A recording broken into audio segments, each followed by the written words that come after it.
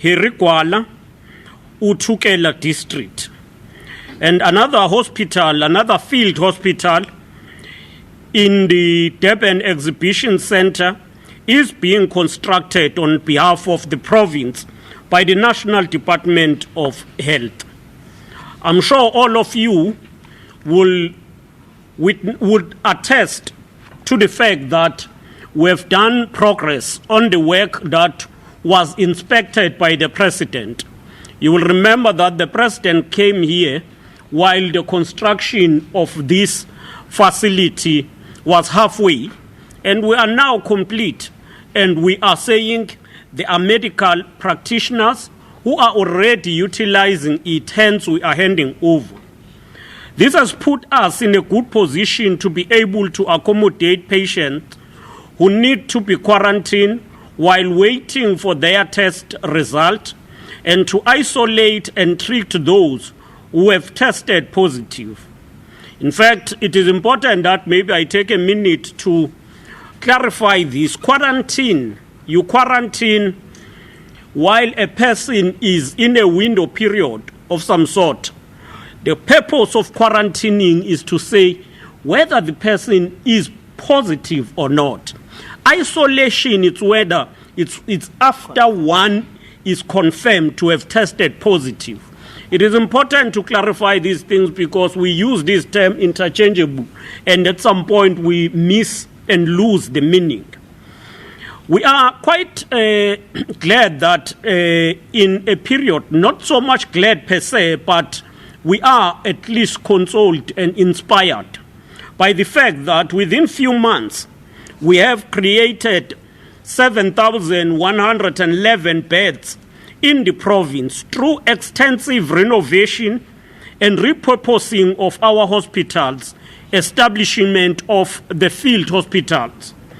The list of other facilities that have been repurposed include Claywood Hospital, Wentworth Hospital, Richmond Hospital, Dundee, Nehemiah Hospital, as well as hospitals in every district. In addition to this, the KwaZulu-Natal Department of Health has also entered into agreements with various hotels, bread and breakfast and resorts, which will give us more than 4,000 beds as and when needed. It must be understood, some of these are privately owned, but some of these will be coming from government entities such as Ezemvelo and others. We would like to thank the Royal Showground, who have joined hands with us as government and are allowing us to use their facilities as we mount a united front against this common enemy that is COVID-19. They have shown a remarkable sense of patriotism. With regard to support staff, we have added staff to the facilities where we are creating additional bed capacity. And in the facilities where we have created field hospitals and temporary structures. In fact, some are already working today. We have started with the recruitment of 8,893 personnel who will be employed in the following categories: professional nurses, 4,804, staff nurses, 3,064, specialty nurses, 151, ward clerks, 284, general hotels is 590. Of these, we are going to translate 1,030 enrolled nurses into professional nurses. And that's why we said last week that at the same time, this has created an opportunity to ensure that we absorb those who are not employed. We now move to where we are at a stage where we must up the fight against COVID-19. In terms of the latest weekly update and analysis of COVID-19, we can say that at eThekwini, a total number of 94 new cases were recorded on the 13th of June 2020. 2 COVID-19 related deaths were reported on the 13th of June from 2 different hospitals throughout the province. The total number of cases were 2,254 with 1,209 recoveries, whilst we have lost about 54 people. So we would want to appreciate the fact that there is a recovery which is almost at about 55 to 60%. With regard to Ilembe, there was a total number of 19 new cases recorded on the 13th of June 2020 in Ilembe.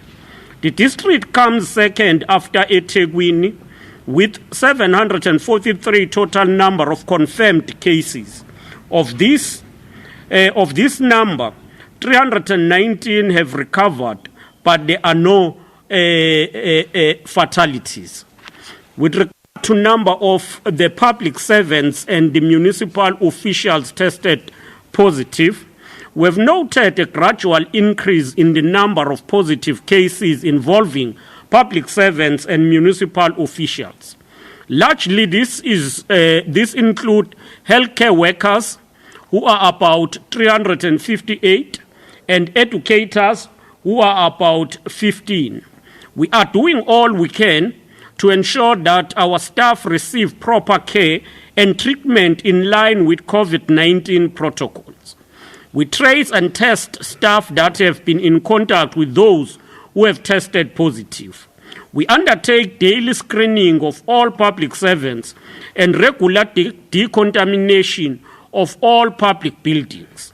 With regard to district breakdown of cases, we've got eThekwini with about 2,254 cases, followed by Ilembe with 734, followed by Umgungundlovu with 276. So that tells you the number of cases moving from 734 of Ilembe to 276 in Umgungundlovu. It tells you that the two, eThekwini and Ilembe, remain areas that are an epicenter, and we need to focus on those areas as epicenters.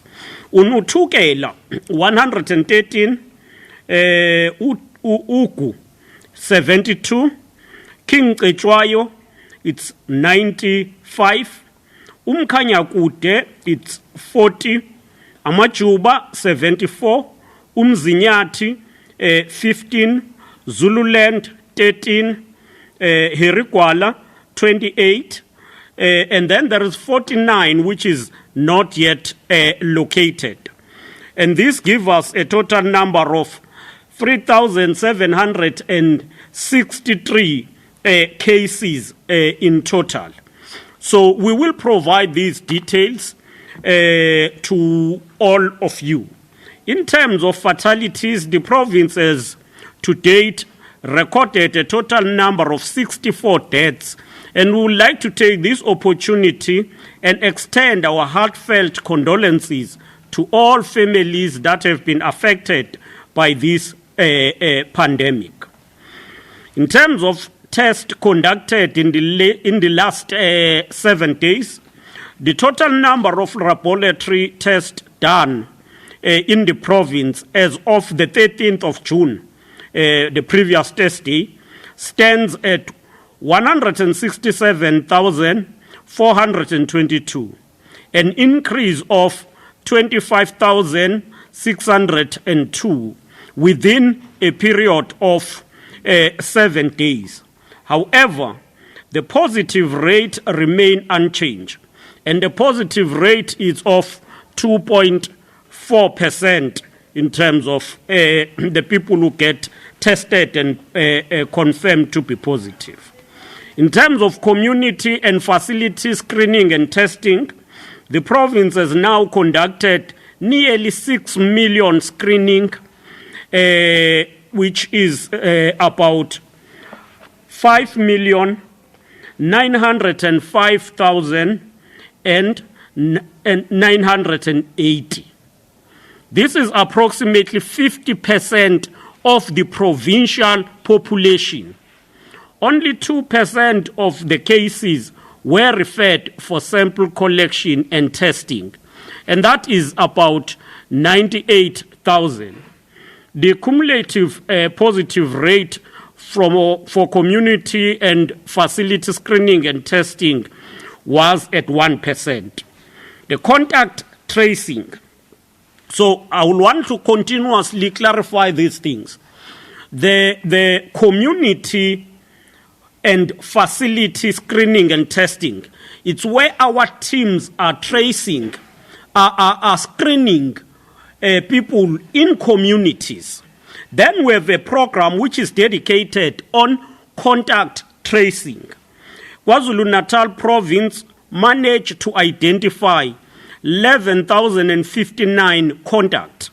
The province managed to monitor more than 90% of identified cases. And that, to be specific, it is about above 11,000. Of the total number of monitored contacts, 97% their specimen collected. Positive rate among the contact was at 4.2%. So it tells you that once there is a contact, it is important that the contact is that the contact are traced and get tested. And this variation, if you look on it with a general testing, which is roughly around 2%, it will tell you that once a person is infected, contact must be followed and they must be tested.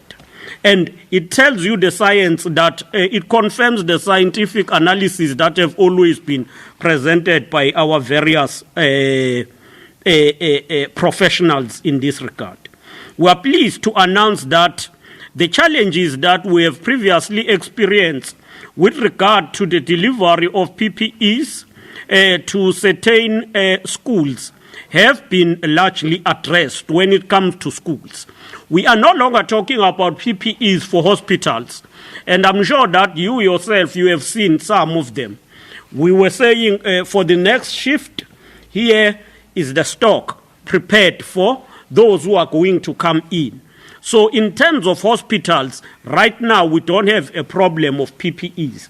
But in terms of education, challenges that were there were addressed, and we'll want to thank the department for that. In terms of reflection on schools opening, KwaZulu-Natal province, our schools reopened for grade 7 and grade 12 learners. We are pleased that the overwhelming majority of schools opened without challenges. In instances where there were some challenges, the Department of Education was able to make timely intervention to save time for teaching and learning. And I think the department had been grappling and engaging quite positively and well with addressing some of these incidents. The department continued to grapple with the challenge of water provision and sanitation in different parts of the province. And in this regard, we were clear and we presented those areas. Areas such as the district of Umkhanyakude, Zululand, Uthukela, were the most affected areas when it comes to issue of water and sanitation. And as schools are affected by these services, it is a reflection also of a backlog in terms of these services within those communities. The limited capacity of municipalities to provide water, even for their communities, has further compounded the problem of water in schools. We have, however, also seen disturbing instances where communities will stop water tankers from sending water to schools, demanding that they start by sending water to communities. In King Cetshwayo and in Umkhanyakude district, we have reported cases where communities helped themselves with water that was meant for schools, and that left tanks in schools empty, which is another problem. We want to plead with our communities to work with us in protecting our schools and the time for teaching and learning. Notable, the progress of the department has been hampered by poor workmanship by appointed service providers. We've seen instances where water tankers are put on the ground and where chemical toilets provided are in a very dehumanizing state. The department has assured us that such poor service will not be paid for and is moving toward investigating the possibility of blacklisting the service providers that are involved in this shoddy work. And we want to be very firm in that regard. We want to reinstate the message that there is no school that will reopen or continue to function if it does not comply with all the non-negotiables in order to save life for both educators and learners. Since a reopening of schools, there has been a report of positive cases in different schools. We have to date about 28 confirmed positive cases involving teachers, while a total number of 5 cases are involving learners. And these have been reported with about the highest, it's Umlazi district with 7. And Umlazi district is not, let me clarify this, is not a township, but it is a district that is part of Durban South coming to Durban West. So it is the one with highest. The lowest with 0, where there are no cases reported about teachers being infected or learners. It's Amachuba and Umkhanyakude. But we are going to provide this detail and the breakdown as it is. Of 28 schools affected, 14 will be reopening tomorrow after all safety protocols have been followed. These include testing of all contact and decontaminating the schools. And the process of decontaminating schools is undertaken in each and every school that have reported the incidents.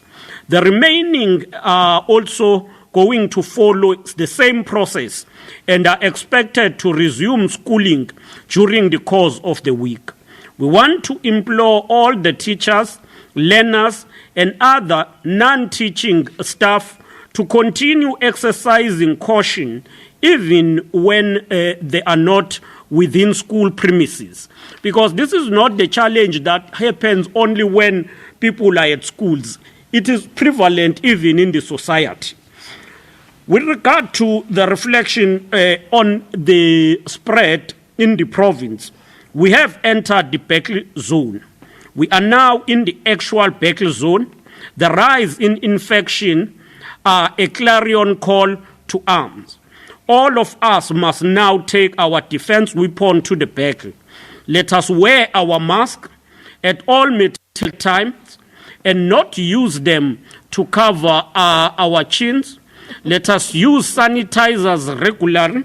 Let us wash hands with water and soap. Let us keep social distance.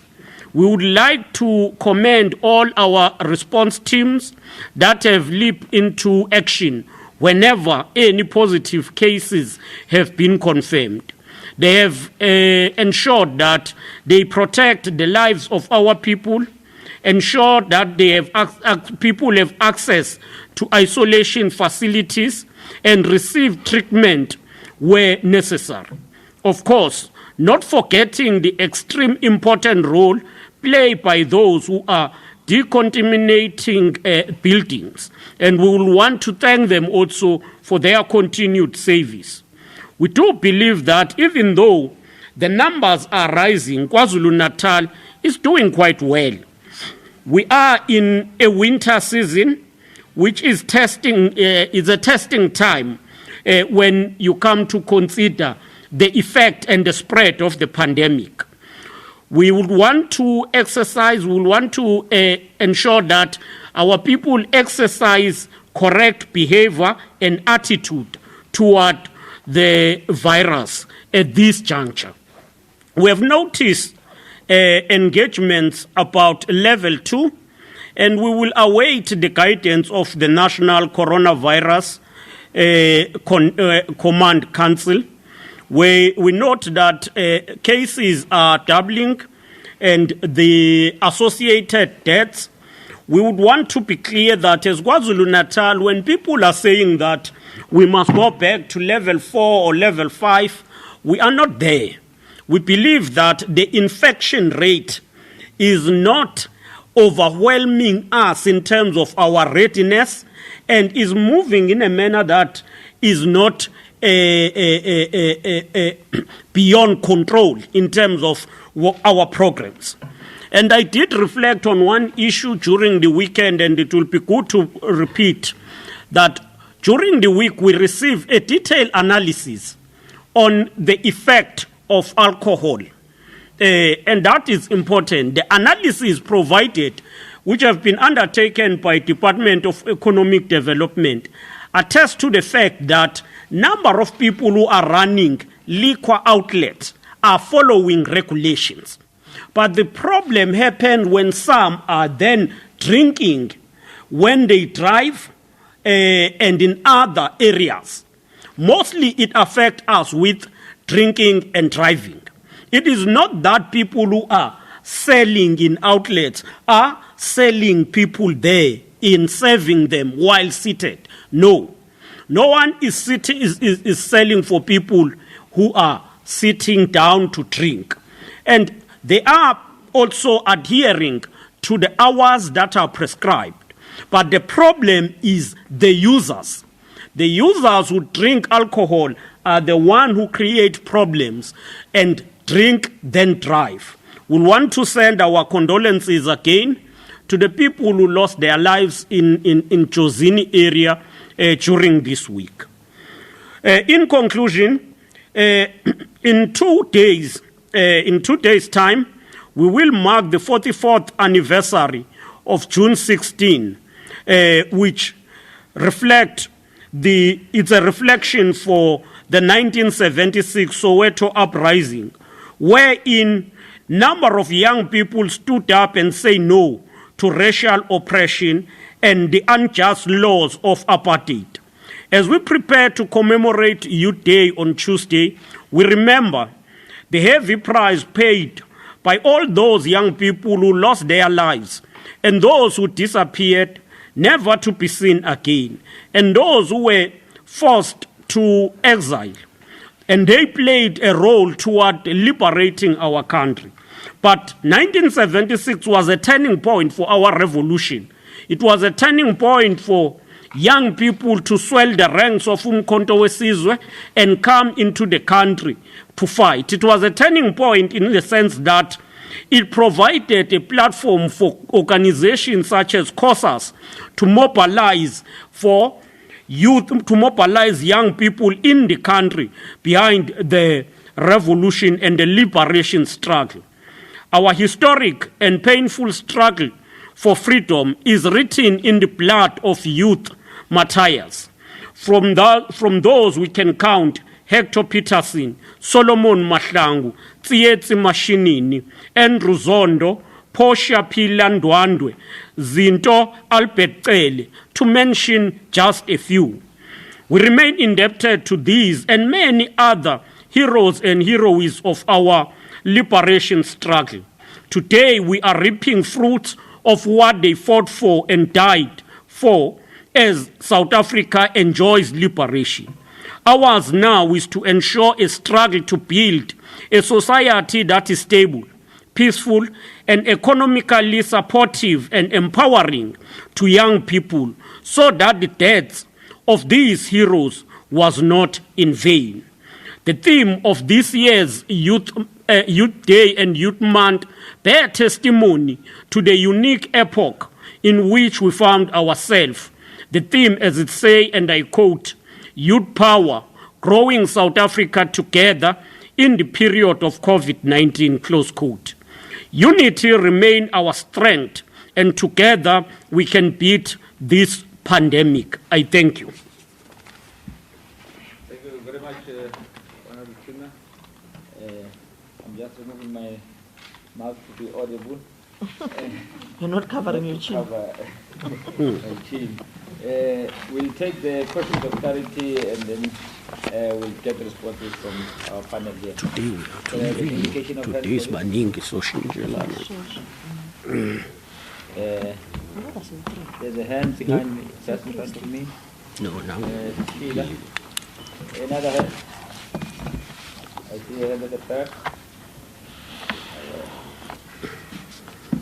Oh, Ayan. Okay, let's take the first round in that order. Starting with you, Christine.